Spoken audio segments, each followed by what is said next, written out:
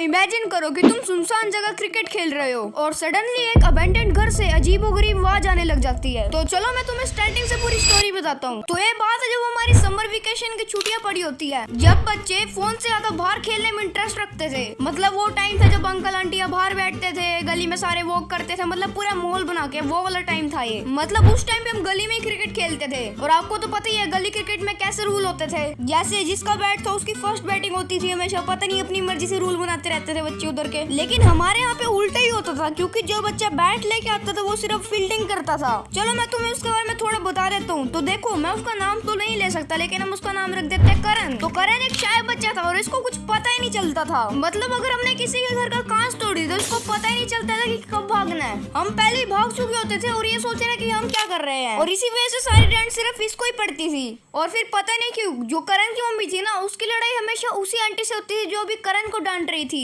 ऐसे मतलब बहुत गुस्से वाली लड़ाई होती थी, और ऐसे कोई एक दो बार नहीं, हर बार इनकी लड़ाई होती थी। तो ये जो करण था ना, ये एक ऐसा बच्चा था, मतलब जैसे किसी को प्यास लग गया तो करण अपने घर से पानी लेके आता था, और मतलब अगर कभी नाले में बॉल चली गई तो करण ही उठाता था बॉल। कभी कभी तो उसमें बहुत दया आती थी, क्योंकि बैट भी यही लेके आता था और बैटिंग भी इसको कभी मिली ही नहीं, क्योंकि आए दिन तो कभी कभार एक अंकल आ जाते या फिर कभी किसी की खिड़की का कांच टूट जाता था। और कसम से उस टाइम पे तो बहुत ही ज्यादा गुस्सा आता था इन अंकलों पर। मतलब बच्चों को खेलने दो यार क्रिकेट, तुम कभी कहते मेरे सोने का टाइम हो गया इस टाइम पे, और कभी कहते हैं कि तुम दूर जाके खेलो। उस टाइम पे हम सिर्फ एक ही चैलेंज रखते थे कि मैच जल्दी कंप्लीट करने का, क्योंकि ये अंकल सिर्फ 5 PM को ही आते थे। लेकिन हर एक टीम में एक ऐसा बच्चा तो होता ही है ना जो सारे काम बिगाड़ देता है। हाँ, हमारी टीम में भी एक बच्चा ऐसा ही था और उसका नाम था अंकुर। ये जो बच्चा है ना अंकुर, ये हमारी स्टोरी का मेन कैरेक्टर है, क्योंकि हर एक काम को बिगाड़ देता है, और सिर्फ इसी की वजह से हम कभी मैच कंप्लीट कर ही नहीं पाते थे। क्योंकि हर बार का इसका जब भी ये बैटिंग करता है तब कांच टूटता था, और अंकुर से हमेशा करण के घर का कांच टूटता था, पता नहीं कैसे।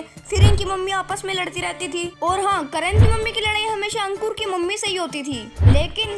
लेकिन मैंने और मेरे दोस्तों ने कुछ करा नहीं होता, तो हम इनकी मम्मियों की लड़ाई देखते थे। कसम से सस्ता बिग बॉस चलता था उस टाइम पे। हमारा क्रिकेट खेलना बंद हो गया, घर पे थोड़ी सी डांट तो पड़ी ही है ना। और क्रिकेट खेलना इसलिए बंद हो गया क्योंकि हॉलीडे चल रही है ब्रो, हॉलीडे होमवर्क भी तो करना ही था ना।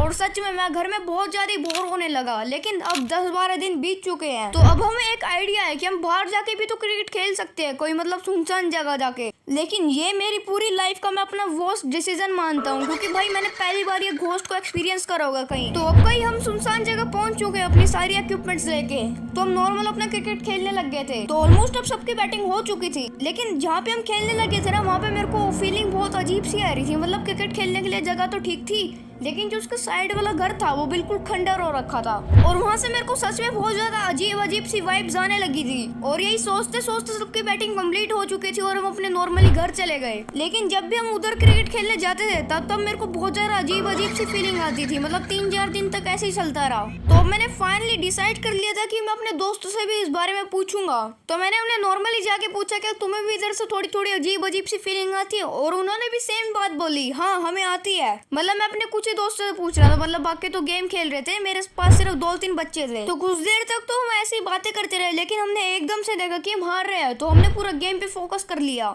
और अब हम इस बात को भूल ही चुके हैं। और अब बैटिंग आती है अंकुर की, और फिर वही हुआ जो बिल्कुल भी नहीं होना चाहिए था, बॉल सीधा घर के अंदर चली गई। लेकिन फिर घर के अंदर से एक हाथ आता है जो बॉल को बाहर फेंक देता है एकदम से, और हम एकदम से पूरा डर गए कि ये क्या हुआ। हम सारे एक साथ खड़े हो गए कि ये एकदम से ये क्या हुआ, भाई कौन है इस घर के अंदर, इतने दिनों से हम यहाँ पे थे, हमें तो कुछ पता चला ही नहीं। और हमारे साथ सिर्फ करण नहीं था, क्योंकि हमने उसको पानी लेने के लिए भेजा हुआ था। और फिर एकदम से अंकुर बोलता है चलो फिर अंदर जाके देखते हैं कौन है। क्यों भाई, तेरे को क्या करना है उधर जाके, तेरा मामा थोड़ी बैठा उधर पागल से, इसको पता नहीं अपनी अलग ही क्यूरियोसिटी हो रही है, चलो जाके देखते हैं कौन है अंदर। और फिर हमारे साथ एक बड़े भैया भी थे, उन्होंने भी बोला चलो जाके देखते हैं, उनको भी पता नहीं अलग क्यूरियोसिटी चल रही है। और बाकी सारे बच्चे भी उछलने लग गए। अभी 2 मिनट पहले डर रहे थे, मेरे पीछे खड़े हो रहे थे आके, अभी वो खुद कह रहे हैं कि चलो जाके देखते हैं।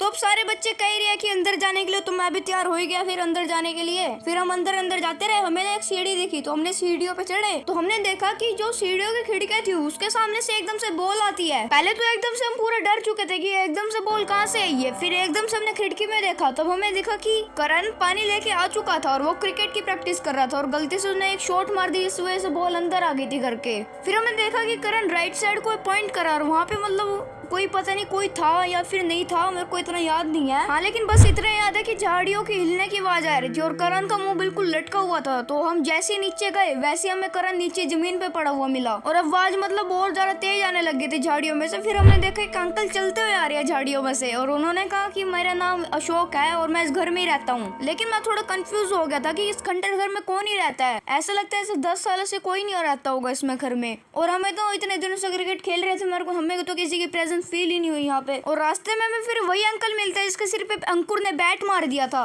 और उन्होंने हमसे सीधा पूछा कि तुम उधर क्या कर रहे थे। और उन्होंने हमें ये भी बोला कि उधर मत जाना, उधर कोई नहीं रहता। और हमने बोला नहीं नहीं अंकल, हमने अभी तो मिल के आए हैं अशोक नाम के बंदे से, वो उधर ही रहता है, उधर ही घर में ही रहता है। लेकिन अंकल हमें शौक होके बोलता कि अशोक की ये वाली चीज 10 साल पहले ही हो चुकी थी।